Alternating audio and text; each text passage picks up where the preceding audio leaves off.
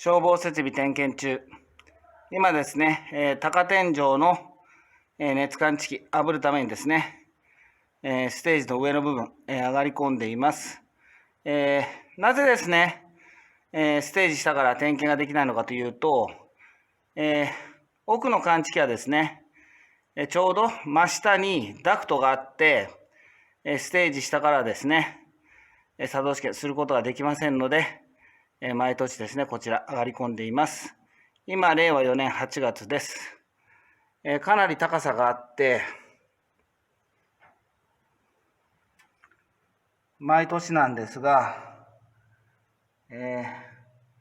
こちら上までですね、上がり込んで、作業しています。